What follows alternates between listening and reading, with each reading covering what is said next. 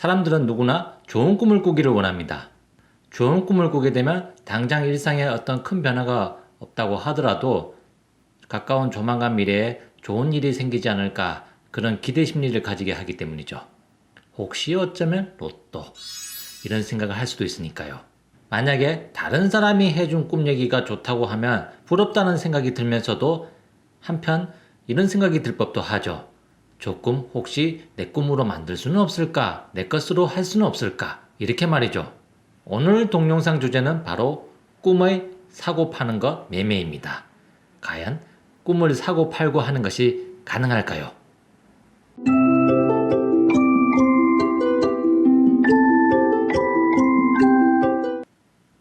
안녕하세요. 이혁삼명입니다. 꿈을 사고 파는 것이 가능하다면 참 좋을 것 같네요. 나쁜 꿈이라면 적당한 가격에 남한테 넘겨버릴 수도 있고 좋은 꿈이라면 역시 마찬가지로 돈을 얼마간 줘서 내 것으로 만들 수 있다면 내 미래도 그만큼 좋은 쪽으로 이끌어낼 수도 있으니까요.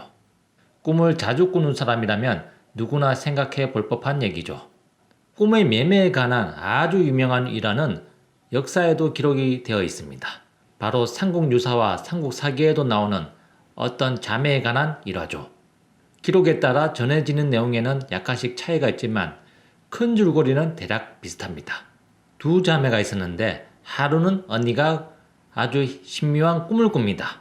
산에 올라가서 오줌을 놓는데 그 오줌이 자신이 살고 있는 수도를 완전히 자신의 오줌으로 메우는 그런 꿈을 꾼 거죠. 자신이 눈 오줌으로 수도가 홍수가 나고 넘쳤다는 겁니다. 꿈의 몽에 관해서 잘 모르는 사람이 들어보아도 상당히 뭔가 의미심장한 꿈으로 보이죠? 이 꿈을 꾸었던 언니는 동생한테 자신이 꾸었던 신묘한 꿈 내용에 대해서 얘기를 해줍니다.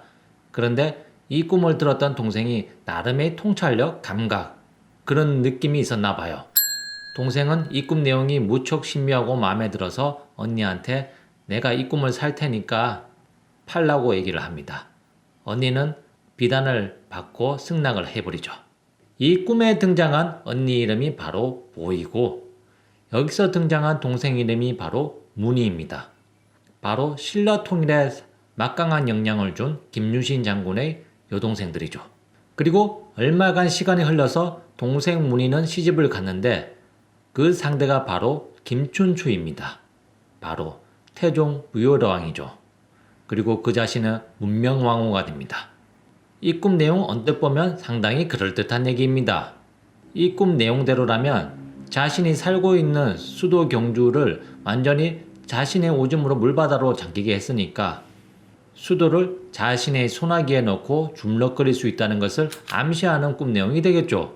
실제로 태종 무열왕은 백제를 멸망시켰고 그의 아들인 문무왕은 고구려까지 멸망시킵니다. 남편은 백제를 멸망시키고 아들은 고구려를 멸망시켰으니 이 여인의 위세가 얼마나 기세등등하겠습니까? 아무도 건드릴 사람이 없었겠죠? 그러면 이 시점에서 다시 질문을 꺼내봅니다. 과연 역사책에 나온 사례처럼 꿈을 사고 팔고 하는 것이 가능한가? 언뜻 보면 가능할 것 같지만 실제로는 거의 불가능한 얘기입니다.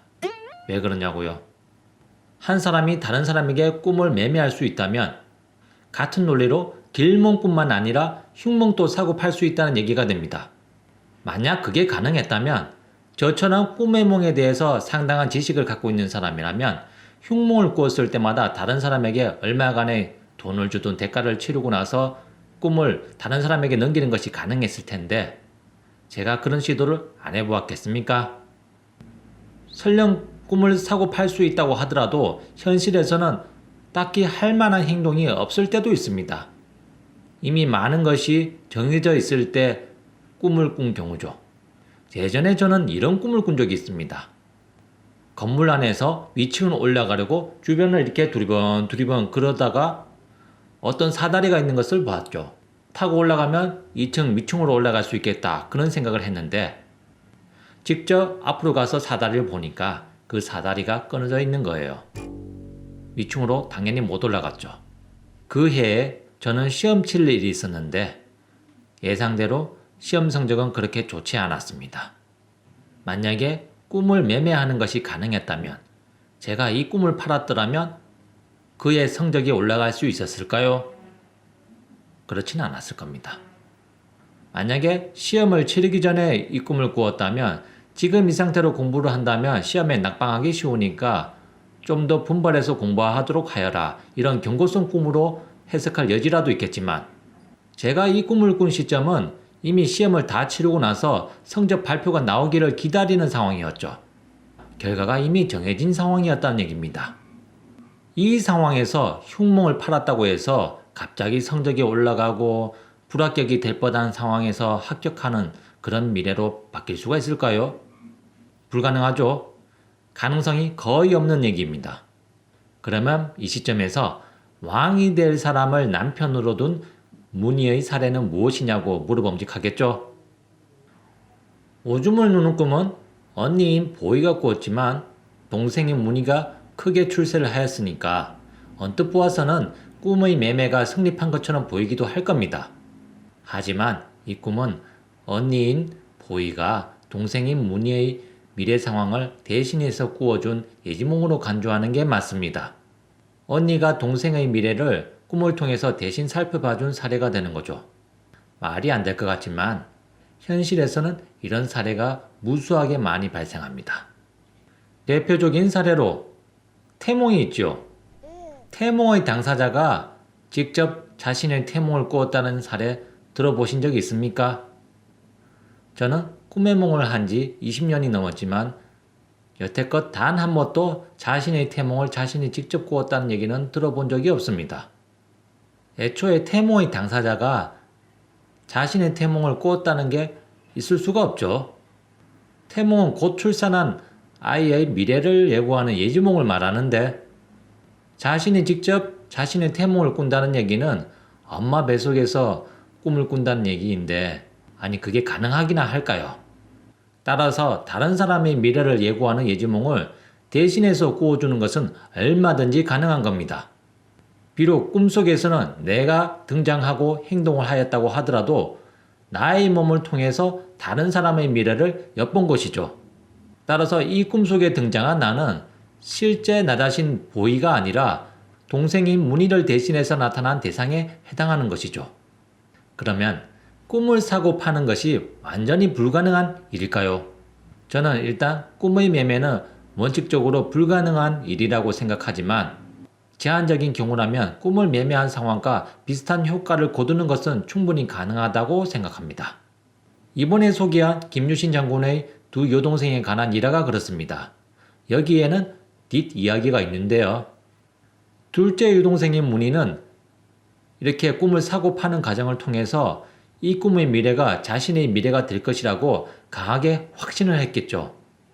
역사 기록에 따르면 본래 김유신이 김춘추의 아내감으로 삼고자 했던 것은 동생 쪽이 아니라 언니인 보이 쪽이었다고 합니다. 어떻게든 보이랑 김춘추랑 엮어주려고 노력을 시도했던 모양입니다.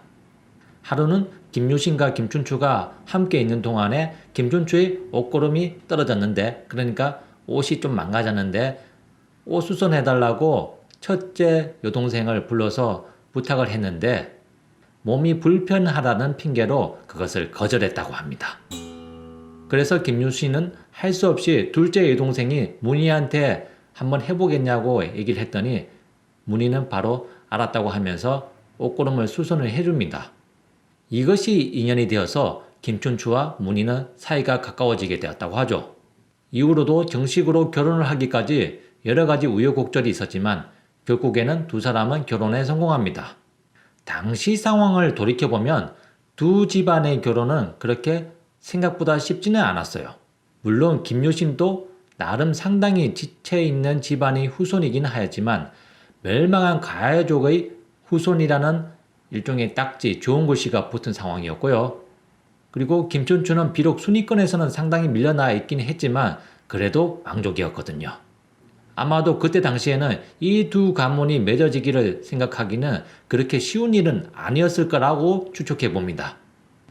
그런 역경을 이겨내고 당시 잘 나가던 전도 유망한 왕족과 결혼한 문희는 대단한 신념과 야심을 가진 출중한 능력을 가진 여성이었을 가능성이 크겠네요. 어쩌면 이럴 수도 있습니다. 자신의 입지와 배경에 정당성을 부여하기 위해서 동생인 문희가 이런 꿈 내용을 일부러 퍼뜨리지 않았을까, 이런 추측도 살짝 해봅니다. 그리고 언니는 나중에 동생이 김춘추에게 시집간 것을 보고 그 김춘추가 잘 나가는 것을 보고 나중에 크게 후회를 해서 시집을 안 갔다는 얘기가 있죠. 그러다 결국에는 태종무열왕의 두 번째 왕후가 됩니다. 자매가 둘 다 한 사람에게 시집을 간 거죠. 비록 첫 번째 왕후가 되지는 못했지만 오빠는 한 나라의 군사권을 완전히 장악한 장군이었고 자기 여동생은 왕후가 되었으니까 자신을 함부로 건드릴 사람은 아마도 없었겠죠. 이렇게 보면 언니가 꾸었다는 오줌을 누는 꿈도 자신의 인생을 어느 정도 예측했다고 간주해도 크게 무리는 없다고 봐야겠죠. 만약에 언니인 보이가 조금만 더 신경을 썼더라면, 이것이 기회라는 것을 알고 선택을 잘했더라면 어쩌면 왕후 자리는 동생이 아니라 자신이 되었을 수도 있으니까 그렇게 불가능한 미래를 예고하는 예지몽은 아니었던 셈이죠. 어느 정도 가능성이 있는 미래를 예고한 예지몽이었던 것은 맞겠죠. 하지만 똑같은 꿈 내용을 놓고도 각자 생각하는 꿈의 가치평가는 달랐다는 점을 고려한다면 언니 보이와 동생 문희는 사물을 관찰하고 판단하는 통찰력 면에서는 상당한 차이가 이렇게 나지 않았을까.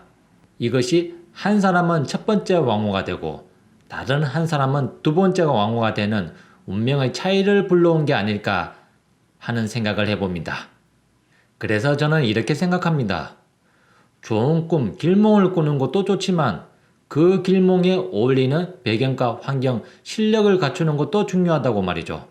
아무리 좋은 꿈을 꾼다고 하더라도 그 길몽에 어울리는 실력과 배경을 갖추지 않는다면 과연 그 꿈의 내용을 내 것으로 온전히 만들 수 있겠느냐, 이런 얘기를 하려고 합니다.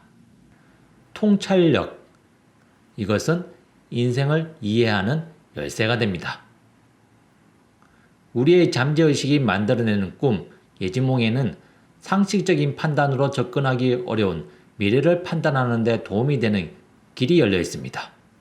꿈의 몽 요령을 잘 이해하신다면, 잘 터득하신다면 다가올 미래 상황에 슬기롭게 처신하는 데도 상당히 도움이 될 거라고 생각합니다. 지금까지 이혁삼명이었고요. 시청해 주셔서 감사합니다.